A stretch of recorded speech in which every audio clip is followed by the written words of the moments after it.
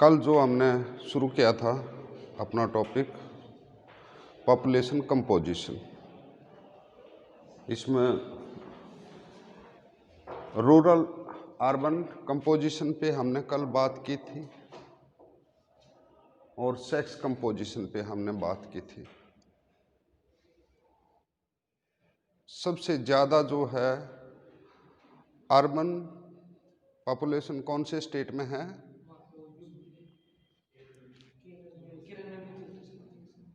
सबसे ज़्यादा है गोवा।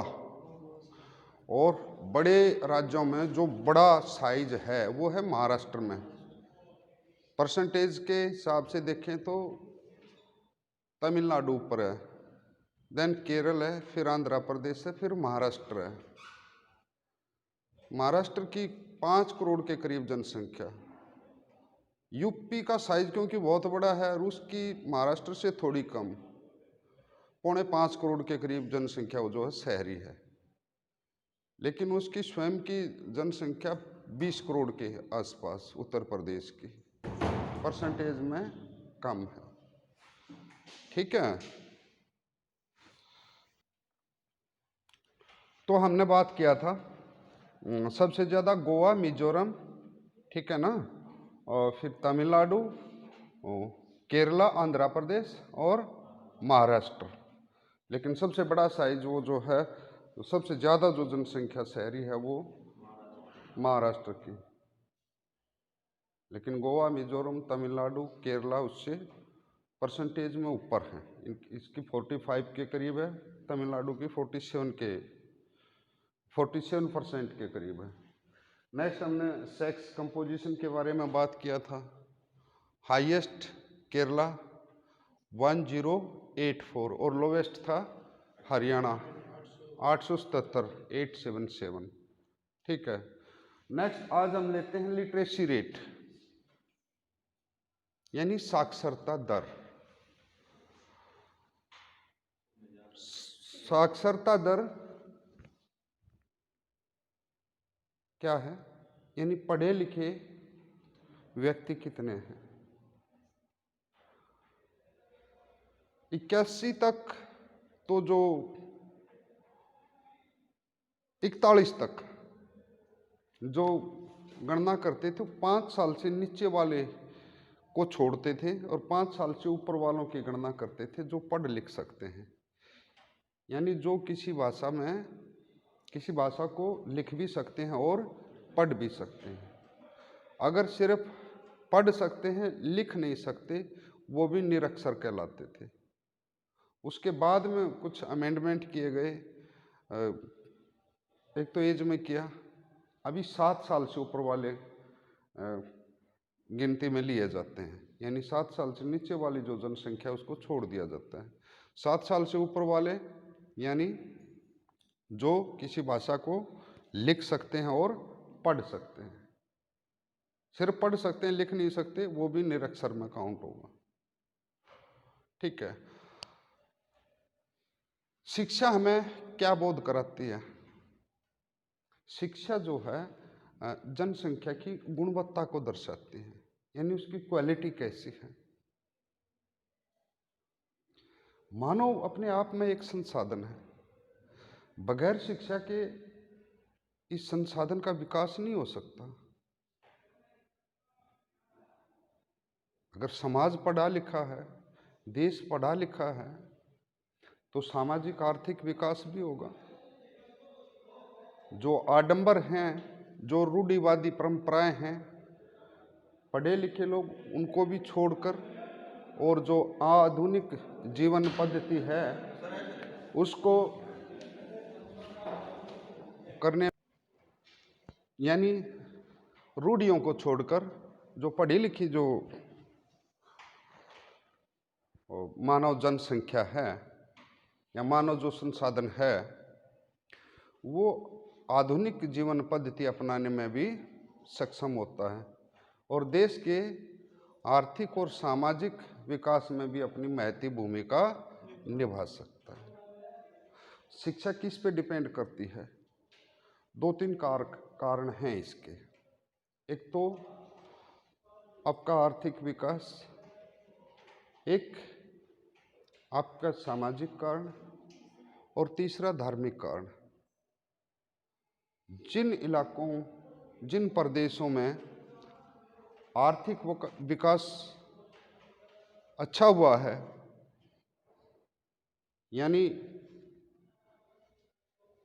काम धंधे वहाँ पे सेकेंडरी या टर्सरी में चले गए हैं, अर्बनाइजेशन ज़्यादा हो गया है, यानी जिन प्रदेशों की जो आर्थिक हालत ठीक ठाक है वहाँ शिक्षा भी अच्छी होएगी, और जो इलाके पिछड़े हुए हैं आर्थिक रूप से वहाँ पे आपको साक्षरता भी कम मिलेगी। एक कारण है यहाँ पे सामाजिक। सामाजिक में स्त्री का स्थान। स्त्री का स्थान कैसे उसको मतलब देखा जाता है, एक संसाधन के रूप में या उसको कम करके आंका जाता है। जिन समाजों में स्त्री शिक्षा पे जोर दिया जाता है वहाँ पे साक्षरता, जैसे ईसाइयों में औरत और पुरुष दोनों को बराबर का दर्जा है, तो उनकी शिक्षा पे बराबर ध्यान दिया जाता है। तो आप ईस्टर्न सेक्टर में या साउथ में, केरला तमिलनाडु में देखेंगे तो ईसाइयों की जो जनसंख्या है उनमें जो साक्षरता दर है वो ऊंची है। ठीक है।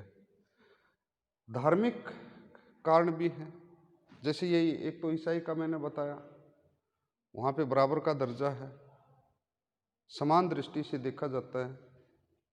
एक अपना मुस्लिम धर्म में वहाँ लड़कियों की शिक्षा पे उसको तरजीह नहीं दी जाती, ना वो अच्छा मानते इसको,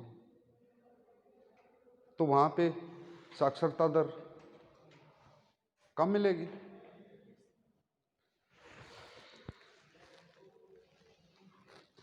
अब जहाँ पे आर्थिक विकास है, आर्थिक विकास का स्तर साक्षरता का कारण भी है और उसका प्रभाव भी है। कारण ये कि वहाँ पे एजुकेशनल जो इंस्टीट्यूशंस हैं वो स्थापित करने में मदद मिलेगी। प्रभाव ये कि वहाँ पे साक्षरता दर ऊंची होएगी।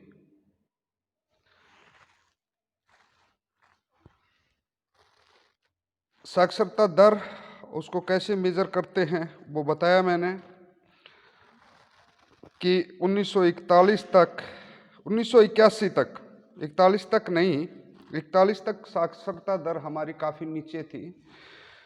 81 तक 5 वर्ष से नीचे की जनसंख्या छोड़ी जाती थी यानी बच्चों को, और 81 के बाद यानी 91, 2001 और 2011 में 7 वर्ष से जो नीचे के बच्चे हैं उनको छोड़ के बाकी जनसंख्या का प्रतिशत निकाला जाता है जो पढ़ लिख सकते हैं किसी भी भाषा में, उसको साक्षर यानी लिटरेट माना जाता है। अगर आप देखेंगे 1901 में सिर्फ 5.35 व्यक्ति पढ़े लिखे थे, महिलाओं का बहुत ही कम, नाम मात्र 0.6, और पुरुष 9.83।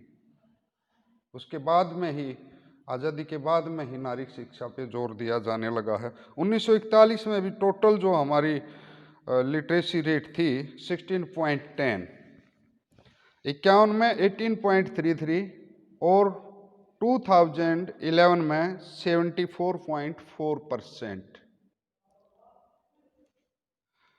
इसमें जो पुरुष हैं वो 82.14% और महिलाएं 65.46%।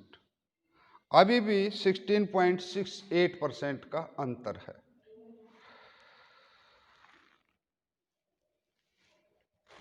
अभी कुछ प्रदेश जिनका आर्थिक विकास ठीक ठाक हुआ है, औरतों का समाज में जो स्थान है वो ठीक है, वहाँ पे लिटरेसी रेट ज़्यादा है। जहाँ पे शहरीकरण हुआ है, आर्थिक विकास ठीक ठाक है, सामाजिक स्तर औरतों का ठीक है, और धार्मिक समुदाय जैसे ईसाई जो समुदाय है वो औरतों की शिक्षा, तो वहाँ पे लिटरेसी रेट उनका हाई है। तो अभी हम देखते हैं आपका भारत में इसका कैसे, सबसे जो टॉप है 93.91% के साथ केरल लिटरेसी रेट में हाईएस्ट है, यानी उच्च स्थान पे है पूरे भारत में। अगर हम राज्यों को देखें तो केरल के बाद में आपका मिजोरम 91.58%, त्रिपुरा 87.75%, गोवा 87.40%। तो ये चार हैं टॉप वाले। इसके बाद अगर आप देखेंगे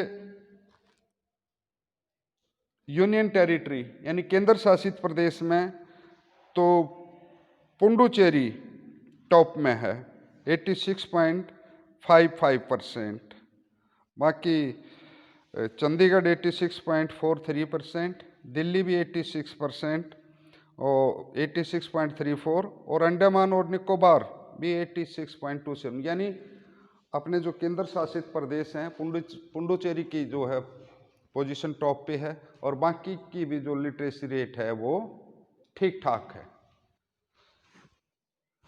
यानी राष्ट्रीय स्तर से ऊंची है। केरल, गोवा, मिजोरम, नागालैंड, मणिपुर में, केरल, गोवा, मिजोरम, नागालैंड, मणिपुर में नागरिक ये ईसाइयों की जनसंख्या ज़्यादा है, और वहाँ लड़के लड़कियों की पढ़ाई पे बराबर का अधिकार है और बराबर का दर्जा है, इसलिए उनका लिटरेसी रेट आई है।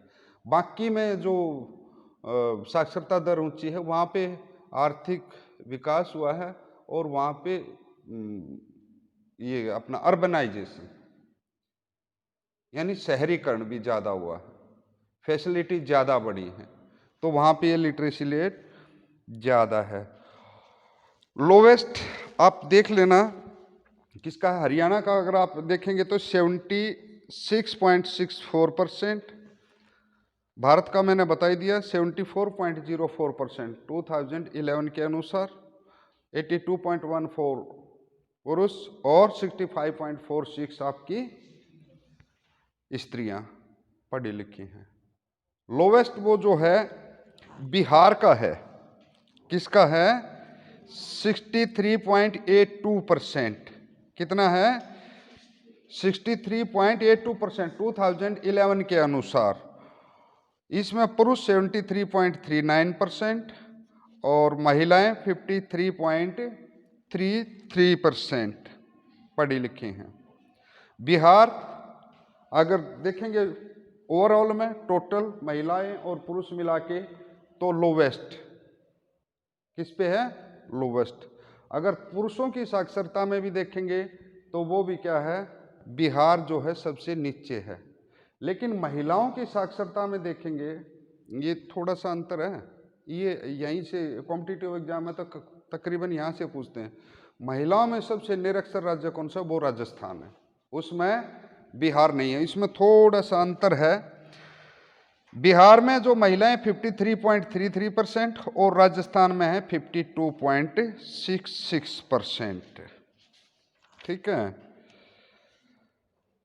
न्यून साक्षरता दर वाले राज्य जो बिहार, अरुणाचल प्रदेश, राजस्थान, झारखंड, आंध्र प्रदेश देश के परंपरावादी, जनजातीय और दलित जनसंख्या वाले पिछड़े क्षेत्र हैं। यहाँ जहाँ पे आर्थिक विकास भी कम हुआ है, वहाँ पे अर्बनाइजेशन भी कम हुआ है, और स्त्रियों का यानी महिलाओं का स्थान समाज में फिलहाल तक भी कुछ हो गया है, लेकिन फिलहाल तक भी वो स्थान नहीं है जो पुरुषों का है। तो ये इलाके लिटरेसी रेट में भी पिछड़े हुए हैं, आर्थिक विकास में भी पिछड़े हुए हैं, और शहरी यानी अर्बनाइजेशन में भी पिछड़े हुए हैं। आमतौर पे दक्षिण भारत तटीय क्षेत्रों, गैर हिंदी भाषी क्षेत्रों, ईसाई बहुल भागों, नगरीकृत औद्योगिकृत क्षेत्रों में साक्षरता दर ऊंची पाई जाती है, वहाँ पे फैसिलिटीज़ बढ़ गई हैं, एक और भी है, सबसे ज़्यादा जो आज के दिन खर्च हो रहा है वो शिक्षा पे और स्वास्थ्य पे, जो हमारी तरफ से खर्च हो रहा है। सरकार जो कर रही है वो नहीं बात कर रहा मैं, यानी पढ़ाई पे जो खर्चा बहुत ज़्यादा हो रहा है। तो जिनका आर्थिक हालत पिछड़ी हुई है, जिनको रोजी रोटी के लाले पड़े हुए हैं, तो वो शिक्षा की तरफ कैसे ध्यान दे पाएंगे? शिक्षा महंगी भी है, तो इसलिए सभी के लिए शिक्षा उपलब्ध करवा दी। सबसे पहले उनका जीवन यापन, खाने पीने रहने का प्रबंध करना पड़ेगा, और वो सरकार अपनी तरफ से कोशिश कर रही है। अभी जो फिलहाल सरकार चल रही है कि 2022 तक का उन्होंने टारगेट रखा है कि सभी को छत यानी घर सभी को मुहैया करवा दिए जाएंगे। ठीक है, न्यू एजुकेशन पॉलिसी आई है, उस पर भी ध्यान दिया गया है। अब नेक्स्ट हमारा है लिंग्विस्टिक कंपोजिशन। क्या है? Linguistic composition. ठीक है, भाषाई संगठन, विविधता में एकता, यूनिटी इन डाइवर्सिटी। अलग नहीं लेके जाऊंगा, यहाँ पे भौगोलिक विविधता भी है, चाहे आप उसकी जलवायु में देख लें, चाहे आप उसकी फिजियोग्राफी में देख लें। धार्मिक विविधता भी है, भाषाई विविधता भी है। संसार में जितनी भाषाएं तकरीबन यहाँ पे बोली जाती हैं, और यहाँ की अपनी लोकल जो हैं वो हैं ही हैं, तो बहुत भाषाई विविधता है, इसको भी समझना जरूरी है। लंबी प्रक्रिया बसाव की रही है। बाहर से आकर यहाँ बसने वाले विभिन्न नर जातीय वर्ग अपने साथ अपने विभिन्न देशों की भाषाएं व बोलियां भी लेके आए। ठीक है, भारत में 187 भाषाएं बोली जाती हैं, लेकिन 94 भाषाएं ऐसी हैं जिनमें से प्रत्येक भाषा 10,000 से कम व्यक्ति बोलते हैं। 97% जो हमारी जनसंख्या है वो सिर्फ 23 भाषाएं, 23 जो लैंग्वेज हैं वो बोलती हैं। 23 भाषाएं कौन कौन सी हैं? 22 भाषाएं आपकी अंग्रेजी के अतिरिक्त 8वीं अनुसूची में उल्लेखित हैं, संविधान की 8वीं अनुसूची में, जिसमें कौन कौन सी है आपकी? हिंदी, बांग्ला, तेलुगु, मराठी, तमिल। देख लेना आप। लास्ट में 4 भाषाएं की थी, डोगरी, मणिपुरी, बोडो और संस्कृत। अब बोलने वालों की अगर देखें कि कौन भाषा ज़्यादा बोली जाती है, ये आप अपने नोट्स बनाएं तो इनको सबसे ज़्यादा कौन सी बोली जाती है, सबसे कम कौन सी बोली जाती है, फर्स्ट 4 बड़ी भाषाएं कौन सी हैं और लास्ट 4 कौन सी हैं, तो इस तरह से अपने नोट्स में ज़रूर रखना। यहीं से कभी पूछेंगे असेंडिंग में लगा दो, कभी पूछेंगे डिसेंडिंग ऑर्डर में लगा दो। ठीक है, और बाकी आपने जो क्लास के लिए आपका जो सेमेस्टर के लिए वो तो नोट्स बनाने ही बनाने हैं, साथ के साथ ये भी अपना नोट्स बनाते जाना। तो सबसे ज़्यादा भाषा बोलने वाले जो हैं वो है हिंदी।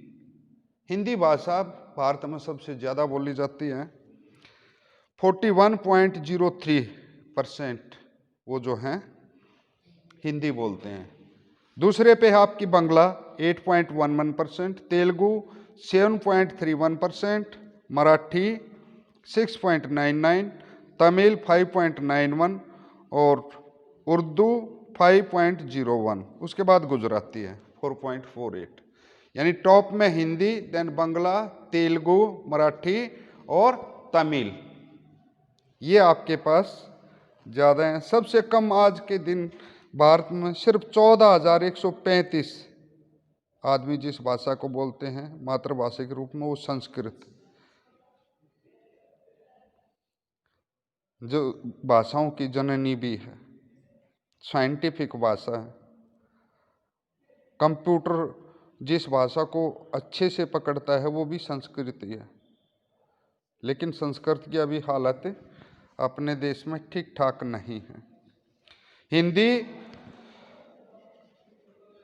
42.2 करोड़ 42.20 करोड़ आदमी बोलते हैं। इनका प्रतिशत है 41.03%। भाषाई परिवार यानी जहाँ से भाषाएं निकलती हैं, कौन सा परिवार है? तो 4 परिवार की भाषाएं बोली जाती हैं। अभी भी ये आपका जो ग्राम सचिव का टेस्ट अगर आपने किसी ने दिया हो तो उसमें पूछा गया था कि हिंदी कौन से परिवार की भाषा है, तो हिंदी है आपकी इंडो यूरोपियन परिवार, इंडो यूरोपियन परिवार, द्रविड़ परिवार, ऑस्ट्रिक परिवार, साइनो तिब्बती परिवार। ऑस्ट्रो परिवार को किसादा और साइनो तिब्बती परिवार को किराटा बोला जाता है। ये भारत के प्रमुख भाषाई परिवार जो भारतीय यूरोपीय हैं, वो जो लैंग्वेज है 73% लोगों द्वारा बोली जाती है। कौन सी? भारतीय यूरोपीय। इसका उप परिवार इंडो आर्य है और इसकी ब्रांचेज हैं जैसे ईरानी यानी फारसी, दर्दी भारतीय आर्य, फारसी भारत से बाहर, दर्दी जम्मू कश्मीर में, भारतीय आर्य J&K पंजाब, हिमाचल, उत्तर प्रदेश, राजस्थान, हरियाणा, मध्य प्रदेश, बिहार, उड़ीसा, पश्चिमी बंगाल, असम, गुजरात, महाराष्ट्र, गोवा। द्रविड़ में कौन सी हैं आपकी? जो ये साउथ वाली हैं आपकी, मलयालम है, तमिल है, आपकी कन्नड़ है। और इसको बोलने वालों की संख्या जो है आपकी वो है 20%। इसके भी 3 ब्रांच हैं, एक दक्षिणी द्रविड़, एक मध्य द्रविड़, एक उत्तर द्रविड़। दक्षिण द्रविड़ तमिलनाडु, कर्नाटक, केरल यानी मलयालम, तमिल और कन्नड़। इसके बाद मध्य द्रविड़ आंध्र प्रदेश, मध्य प्रदेश, उड़ीसा, महाराष्ट्र। उत्तर द्रविड़ बिहार, उड़ीसा, पश्चिम बंगाल और मध्य प्रदेश। इसके बाद में आपकी ऑस्ट्रिक और निषाद जो आपकी ये जनजातियां बोलती हैं, इस परिवार की भाषा 1.38%। मौन, खमेर और मुंडा। उप परिवार 2 इसके ऑस्ट्रो एशियाई, ऑस्ट्रोनेशियन। मेघालय, निकोबार द्वीप समूह, पश्चिमी बंगाल, बिहार, उड़ीसा, असम, मध्य प्रदेश, महाराष्ट्र। भारत के बाहर ऑस्ट्रोनेशियन बोली जाती है, भारत में ऑस्ट्रो एशियाई। फिर एक परिवार बचता है किरात यानी चीनी तिब्बती। इसके भी 2 उप परिवार, तिब्बती म्यांमारी और सियामी चीनी। तिब्बती हिमालयी शाखा इसकी उत्तरी असम, म्यांमारी। तिब्बती हिमालयी जो बोली जाती है वो जम्मू कश्मीर, हिमाचल प्रदेश, सिक्किम। उत्तरी असम, अरुणाचल प्रदेश। और असम म्यांमारी, असम, नागालैंड, मणिपुर, मिजोरम, त्रिपुरा, मेघालय। अब देखते हैं आपका हिंदी। इंडो यूरोपियन परिवार की मुख्य भाषा 41.03% आबादी द्वारा बोली जाती है। कहाँ कहाँ बोली जाती है? बिहार, दिल्ली, हरियाणा, हिमाचल, मध्य प्रदेश, राजस्थान, उत्तर प्रदेश, उत्तराखंड। फिर इसी परिवार की उर्दू भाषा है और नज़दीकी का रिश्ता इसका हिंदी के साथ। ये भी बिहार, दिल्ली, हैदराबाद, जम्मू कश्मीर, मध्य प्रदेश, उत्तर प्रदेश और नगरीय भारत के ज़्यादातर हिस्सों में प्रसिद्ध है। द्रविड़ परिवार 22% लोगों द्वारा बोली जाती है। इसमें तेलुगु आंध्र प्रदेश, कन्नड़ कर्नाटका, मलयालम आपकी केरल और तमिल आपकी तमिलनाडु, जो देश के 22% लोगों द्वारा बोली जाती है। ऑस्ट्रिक परिवार या आग्नेय परिवार, इसमें भी आपकी दो हैं राष्ट्रीय भाषा, छत्तीसगढ़, झारखंड, मध्य प्रदेश, मेघालय, उड़ीसा, पश्चिमी बंगाल। जनजातीय समूह द्वारा बोली जाती है। दो शाखाएं इसकी, एक है मुंडा संथाली तथा मौन खुमेर खासी तथा निकोबारी। मौन खुमेर खासी तथा जयंतिया पहाड़ियों तक ही सीमित है। मौन खमेर तथा निकोबारी निकोबार द्वीप समूह तक ही सीमित है। मुंडा भाषा छत्तीसगढ़, झारखंड, मध्य प्रदेश, उड़ीसा, पश्चिमी बंगाल। आज़ादी के टाइम पे आपने एक नाम सुना होगा, बिरसा मुंडा, सुना था? तो मुंडा भाषा कहाँ कहाँ बोली जाती है? झारखंड, मध्य प्रदेश, उड़ीसा, पश्चिम बंगाल, छत्तीसगढ़। नेक्स्ट एक परिवार बच गया आपका साइनो तिब्बती या चीनी तिब्बती परिवार। इसके भी 3 सब डिवीजन है। एक है तिब्बतो हिमालय, इसमें हिमाचल प्रदेश की चंबा, लाहौल, किन्नौरी, लेपचा भाषाएं। बाल्टी भूटिया लद्दाख की तिब्बती भाषा जम्मू कश्मीर राज्य के उत्तरी भाग में बोली जाती है। नेक्स्ट आपकी उत्तरी असम तथा अरुणाचल प्रदेश। उत्तरी असम तथा अरुणाचल प्रदेश की जो मुख्य भाषाएं हैं सैनो तिब्बती परिवार की, अबोर, अक्का, असमिया, डफला, मिरी, मिसिंग। एक फिर इसका सब डिवीजन है असमिया और म्यांमारी। असम के लोगों बोडो, कोच्चि, कुकीचिन, मिरी, नागा, जाक्सा जनजातियों के नाम है ये, इनके द्वारा ये बोली जाती है। भाषाई प्रदेश भी हैं आपके, कौन सी भाषा कहाँ कहाँ बोली जाती हैं? जैसे कश्मीरी आपकी, पंजाबी, हिंदी, उर्दू, पूरे कंट्री में नहीं, ज़्यादातर जो उत्तर भारत के राज्य हैं उनमें उत्तर प्रदेश, हरियाणा, हिमाचल, मध्य प्रदेश, दिल्ली, बिहार।